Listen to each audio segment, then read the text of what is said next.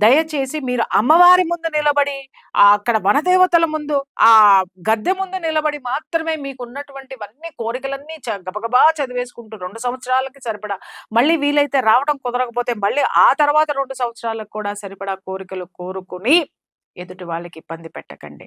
అక్కడ కోరుకుంటేనే కోరికలు తీరుతాయనేది మాత్రము అది అబద్ధము.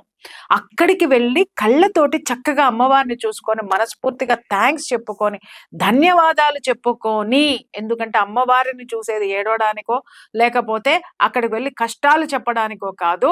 ధన్యవాదాలు చెప్పుకోవడానికి మీరెళ్తున్నారు. ధన్యవాదాలు ఎంతసేపు చెప్తారు? మనస్ఫూర్తిగా ఒక్క థాంక్స్. అమ్మా! నాకింత గొప్ప జీవితాన్నిచ్చావు. అలాగే నాకు ఏం కావాలో అది ఇచ్చావు. అలాగే ఇప్పుడున్నటువంటి సమస్యల నుంచి నేను ఖచ్చితంగా బయటపడతాను. నీ యొక్క కృప వల్ల, నీ యొక్క ఆశీర్వాదం వల్ల మరింత శక్తిని నాకివ్వు అని కోరుకోవడానికి ఎంతసేపు పడుతుందండి? మీరు అక్కడే ఉండడం వల్ల వెనక ఉన్నటువంటి వాళ్ళకి ఎంత టైం వేస్ట్ అవుతుందో తెలుసా? దయచేసి మనం ఎక్కడికైనా వెళ్ళేటప్పుడు మనం గౌరవించాల్సింది అక్కడున్నటువంటి దేవీ దేవతల్ని.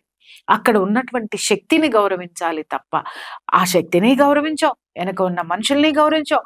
పసిపిల్లల్ని క్యూ లైన్‌లో దయచేసి అంత పెద్ద క్రౌడ్‌లోకి తీసుకెళ్ళకండి. అక్కడ పెద్దవాళ్ళ దగ్గర ఆ పిల్లల్ని వదిలిపెట్టి వెళ్ళండి.